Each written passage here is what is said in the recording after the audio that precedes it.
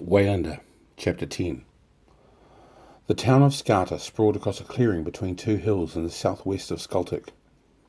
There were no walls around it, though hastily constructed defences were in evidence, loosely packed barriers of local rock built behind deep ditches. Soldiers were at work everywhere, increasing the height of the barricades or filling in the out-facing windows of perimeter homes.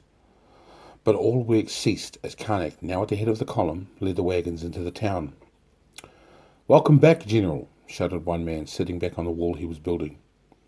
"Meet tonight. How does that sound?" yelled Karnak. Back at the rear of the column, Waylander rode with Dardalian.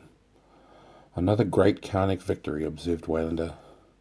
"See how the crowds flock to him?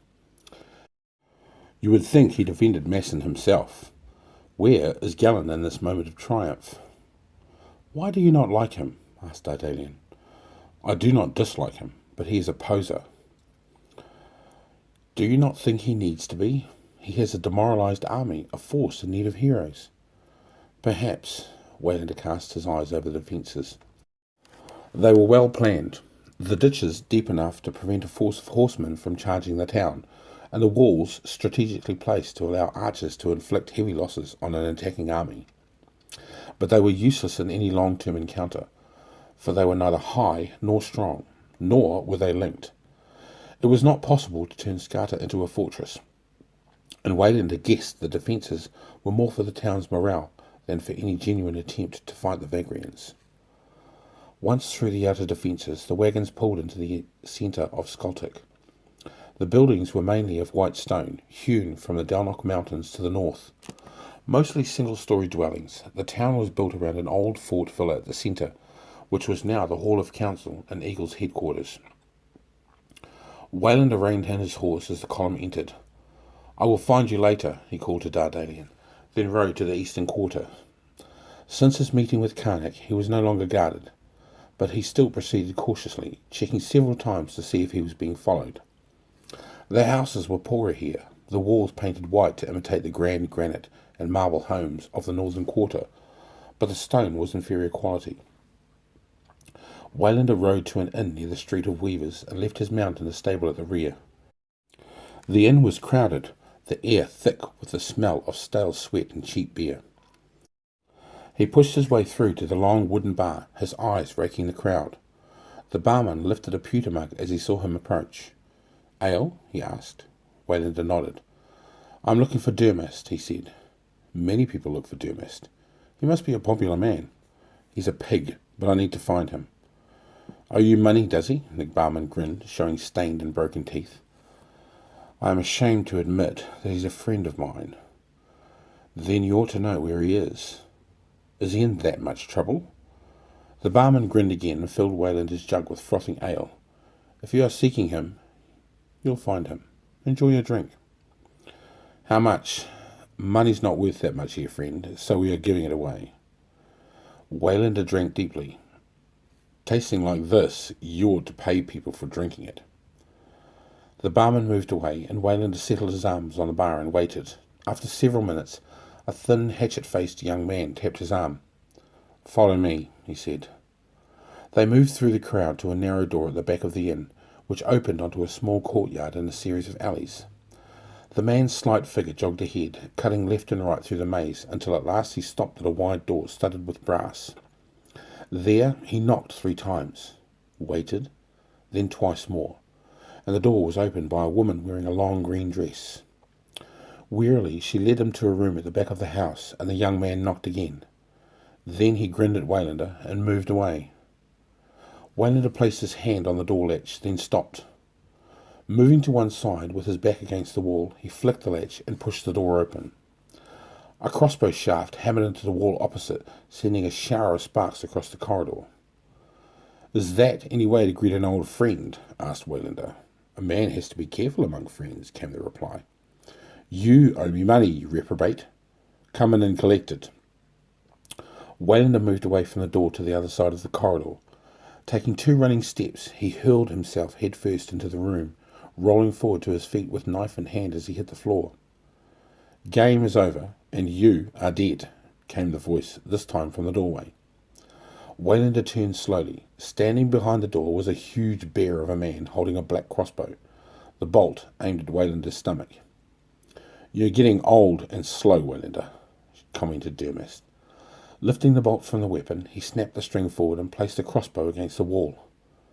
Waylander shook his head and sheathed his knife. Then the big man moved across the room and lifted him from his feet in a bone-crushing bear hug. He planted a kiss on Waylander's forehead before releasing him. "You stink of onions," said Waylander. Dermot grinned and lowered his huge frame into a leather chair.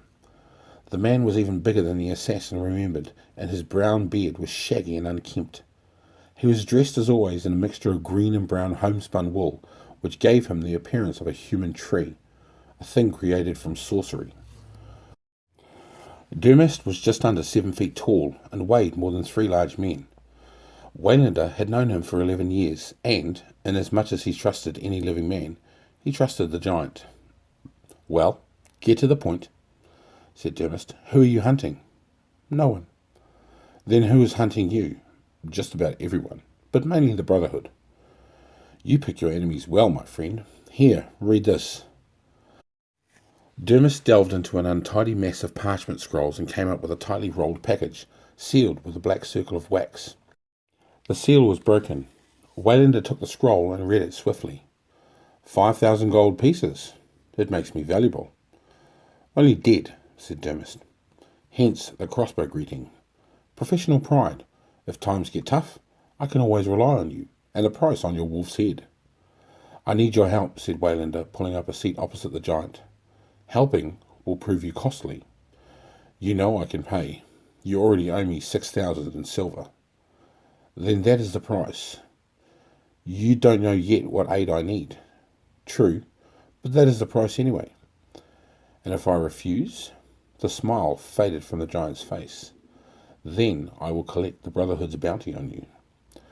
"You drive a hard bargain." "No harder than the one you forced me to on that Ventrian mountainside when my leg was broken." 6,000 for a splint and a horse? There were enemies close by," said Waylander. "Was your life worth so little?" "Another man would have rescued me out of friendship. But then, men like us have no friends, Dermot. So, do you agree the price?" "Yes." "Fine. What do you need?" "I need someone to guide me to Reboas, the sacred giant." "Why? You know where it is." "I want to get back alive, and I shall be bringing something with me." "You intend to steal Nadir treasure from their holiest place? You don't need a guide. You need an army. Ask the Vagrians. They might just be strong enough, but I doubt it.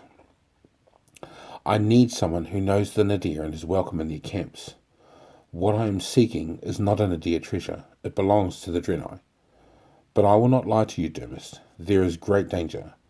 The Brotherhood will be on my trail, and they seek the same goal." "Valuable, is it?" "It's worth more than a king's ransom." "And what percentage do you offer me?" "Half of what I am receiving." "That's fair. What are you getting?" "Nothing at all." "Are you telling me that this is something you promised to do for your sick mother on her deathbed?" "No. I promised an old blind man on his." "I don't believe a word of this. You never did anything for nothing in your life. Gods, man, I saved you twice at cost to myself. Yet when I was in trouble, you charged me silver. Now you tell me you have become an altruist?" "Do not make me angry, Waylander. You would not like me angry." Waylander shrugged. "I am surprising myself. There is little more I can tell you." "But there is. Tell me about the old man." Waylander leaned back. What could he tell him? In what way could he lay out the story so that Dermot would understand what had happened to him? No way at all. The giant was a killer, merciless and immoral, even as Waylander had been but a few short days before. How could he understand the shame the old man had inspired in Waylander? He took a deep breath and launched into the tale, allowing no embellishments. Dermot listened in silence, no flicker of expression on his wide features, no glint of emotion in his green eyes. At the conclusion, Waylander spread his arms and lapsed into silence. The Drenai would pay all that they have to get the armour, asked Dermist. Yes. And the Vagrians would pay more. Indeed they would. And you are going to do it for nothing? With your help. When do you plan to leave? Tomorrow. You know the grove of oaks to the north? Yes. I'll meet you there, and we'll go out over the Dalnock Pass. What about the money? Asked Waylander softly. 6,000, you said. It wipes the slate clean. Waylander nodded thoughtfully. I'd expected you to ask for more, considering the size of the task. Life is full of surprises, Waylander. After the assassin had gone, Dermast called the hatchet-faced young man into the room. Did you hear all that? He asked. Yes. Is he mad? No. He's merely gone soft. It happens, Sorek. But do not underestimate him. He is one of the finest warriors I have ever seen and will prove a hard man to kill. Why do we not just kill him for the bounty? Because I want that armour and the bounty. So much for friendship, said Sorek, grinning. You heard the man. People like us have no friends. Daniel took the children to a tiny schoolhouse behind the Hall of Council. It was run by 3 source priests, and there were more than 40 children housed there, orphans of the war. A further 300 had been billeted with the townspeople of Chptr. Krilla and Muriel seemed content enough to be left there, and waved happily from the play area as Daniel walked away beside an elderly priest. Tell me, sister, he asked as they halted by the wrought-iron gate, what do you know of Dardalian? He is a priest like yourself, she answered. But a priest who kills, he said sadly. I cannot help you. He did what he felt was necessary to save lives. There is no evil in him. There is evil in all of us, sister, and the mark of a man is how he defies the evil within. Our young men talk much of Dardalian, and I fear he poses a terrible threat to our order. Or perhaps he will help to save it, she ventured. If we need saving by men, then all we believe is nonsense. For if man is ultimately more powerful than God, what need have we to worship a deity at all? But I do not wish to burden you with our problems. May the source bless you, sister. She left him and wandered through the white-walled streets. Her dress was filthy and torn, and she felt like a beggar under the stares of the townfolk. A short, fat man approached her, offering money, but she dismissed him with an angry glare. Then a woman touched her arm as she passed. Did you just come in, my dear? She asked. Yes. Was there a man named Vanek with your party? Yes. A soldier with a limp. The woman looked relieved. She was plump, and once must have been pretty, but now her face was lined, and she had lost several teeth on the right side of her face, which gave her a lopsided appearance. My name is Tarsia. There is a bathhouse next to my home, and you are welcome to use it. The bathhouse was deserted, and the main bath empty, but several tubs remained in the side rooms. Tarsia helped Daniel to fill a copper tub with buckets of water from a well at the rear of the bathhouse, then sat down as she removed her dress and lowered herself into the cold water. They do not heat the water any more, said Tarsia. Not since the councilman left. He owned the house. He went to Drennan. It is fine, said Daniel. Is there any soap? Tarsia left her and returned some minutes later carrying soap, towels, and a skirt and tunic top. It will be too large for you, but I can soon alter it, she said. Are you Vanek's wife? I was, she said. But now he lives with a young girl from the southern quarter. I am sorry. Never wed a soldier. Isn't that what they say? The children miss him. He's very good with children. Were you married long? 12 years. Maybe you'll get back together again, said Daniel. Maybe, if my teeth grow again and the years fall away from my face. Have you anywhere to stay? No. You are welcome to share our house. It isn't much, but it is comfortable, if you don't mind children. Thank you, Tarsia, but I'm not sure I am staying in Chptr. Where else is there to go? Pearl is ready to fall, I hear, despite the promises from Karnak and Eagle. They must think we are stupid. No one is going to resist the Vagrians for long. Look how swiftly they have conquered the country. Danielle said nothing, knowing she had no antidote to the woman's despair. Do you have a man? Asked Tarsia. Danielle thought instantly of Waylander, then shook her head. You are lucky, said the woman. We fall in love with men. They fall in love with soft skin and bright eyes. I really loved him, you know. I would not have minded had he slept with her now and again, but why did he have to leave me for her? I am sorry. I do not know what to say. No. You'll know one day, though, when that pretty red hair of yours is streaked with grey, and your skin gets hard. I wish I was young again. I wish I had pretty red hair and did not know how to answer an old woman. You are not old. Tasia stood and laid the clothes on the chair. When you are ready, come next door. I have some supper prepared. Vegetables only, I'm afraid, but we still have some spices to give it flavour. Danielle watched the woman leave, then poured soap into her hair and scrubbed away the dirt and grease. At last she stood and dried herself before a bronzed mirror at the far end of the room. Somehow the sight of her beauty failed to lift her as it usually did. Dardalian wandered to the outskirts of the town, crossing a curved stone bridge over a narrow stream. The trees were thinner here, elm and birch, slender and graceful, compared with the giant oaks of the forest. Flowers bloomed by the stream, bluebells seeming to float above the ground like a sapphire mist. There was tranquillity here, thought Dardalian. Harmony. The tents of the priests were spread in a meadow in an orderly circle. Nearby was a fresh graveyard, the mounds carpeted in flowers. Uncomfortable in his armour, Dardalian walked into the meadow and watched the eyes of the priest turn towards him. A mixture of emotions struck him forcefully: anguish, pain, disappointment, elation, pride, despair.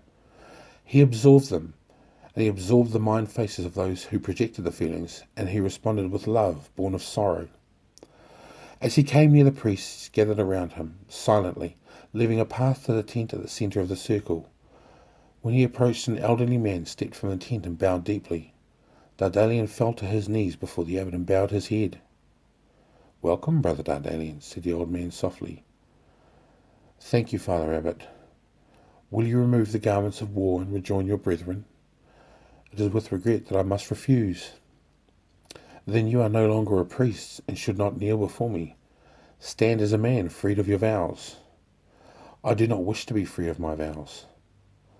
"The eagle does not pull a plough, Dardalian, and the source accepts no halfway heroes." The old man reached down and gently pulled Dardalian to his feet. The young warrior priest looked into his eyes, seeking righteous anger, but finding only sadness. The abbot was very old, his face webbed with the weight of his life, yet his eyes were bright, alive with intelligence. "I do not wish to be free. I wish to follow a different path to the source." "All paths lead to the source, whether for judgment or joy." "Do not play word games with me, Father Abbot. I am no child, but I have seen great evil in the land, and I will not sit by and watch it triumph." "Who is to say where triumph lies? What is life but a search for God? A battleground? A cesspit? A paradise?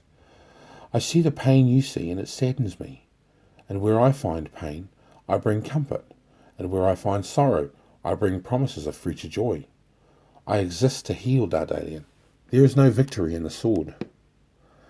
Dardalian drew himself upright and glanced about him, feeling the weight of the unasked questions. All eyes were on him, and he sighed and closed his eyes, praying for guidance. But his prayer was unanswered, and he felt no lifting of the burden upon him. "I brought 2 children to Chptr, bright, lively youngsters with rare talents. And I have seen the deaths of evil men, and know that through their deaths other innocents will know life. And I have prayed constantly about my path, and my deeds, and my future. It seems to me, Father Abbot, that the source required balance in the world, hunters and hunted. The weakest calf in the herd is the one to be caught by wolves. Therefore the bloodlines remain strong in the herd. But too many wolves will destroy the herd. So the huntsmen track the wolves, catching the weakest and oldest. How many examples do we need to show that the source is a God of equity? Why create the eagle and the wolf, the locust and the scorpion? At every turn there is balance. Yet when we see the evil of the brotherhood at work and the worshippers of chaos stain the land, we sit in our tents and ponder the mysteries of the stars. Where is the balance there, Father Abbot? We seek to teach the world that our values are those to be followed. But if all followed us in celibacy, where would the world be? Mankind would cease. And there would be no more war, said the abbot. No more greed, lust, despair, and sorrow. Yes, and no love, joy, or contentment. Are you content, Dardalian? No, I am heartsick and lost. And were you so content as a priest? Yes, sublimely so. And does that not show where the error lies in your thinking? It does not. Rather, it exposes the selfishness of my soul. We seek to be altruistic, for we yearn to be blessed by the source. But then, it is not altruism nor love that guides us, but self-interest. We do not spread the message of love for love's sake, but for our own futures as priests of the source.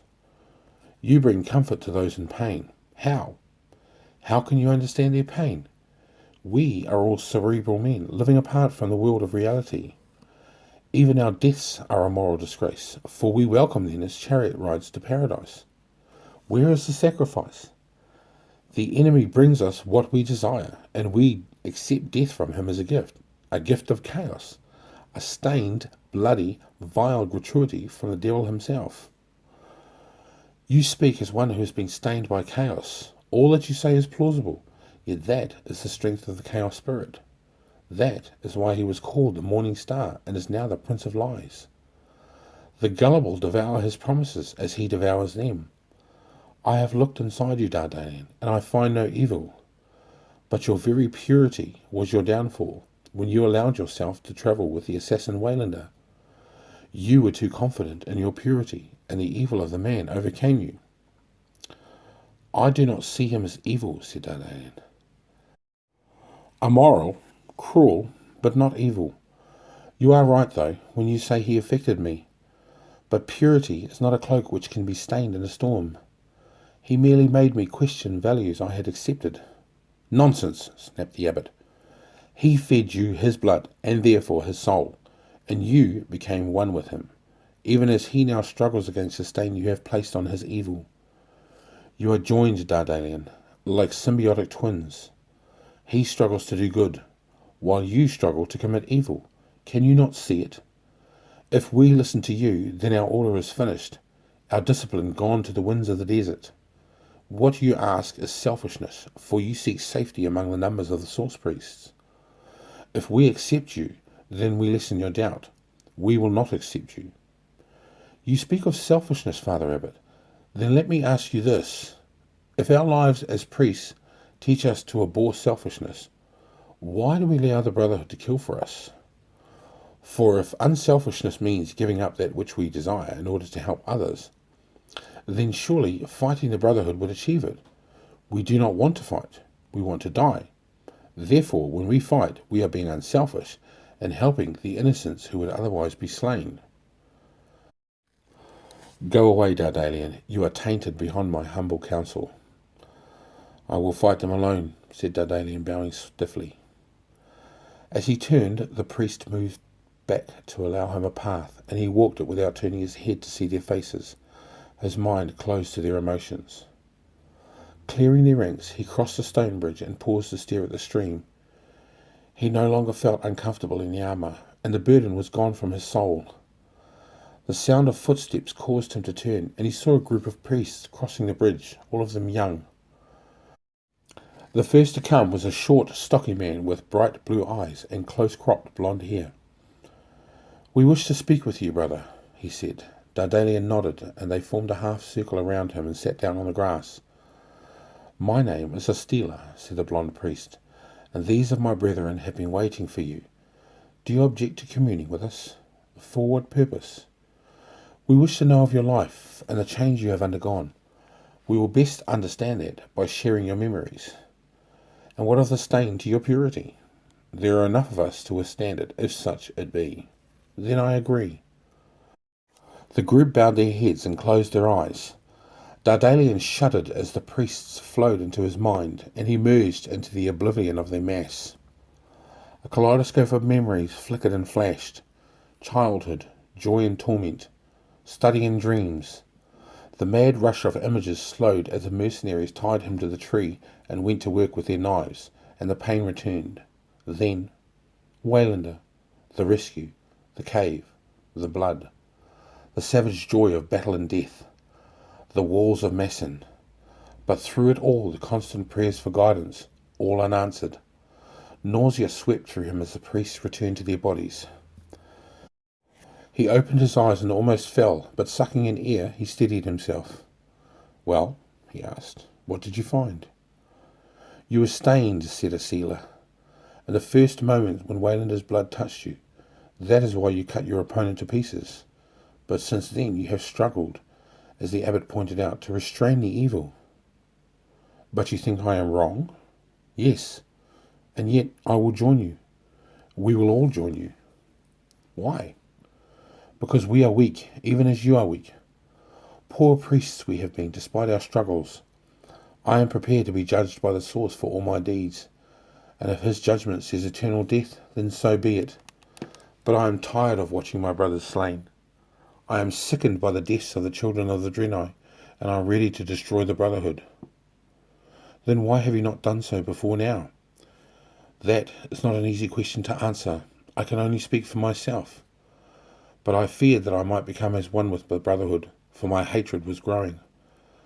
I did not know if a man could retain any purity, any sense of God. You have, so I will follow you." "We were waiting for a leader," said another man. "And you have found one. How many are we?" "With you? 30. 30, said Dardalian.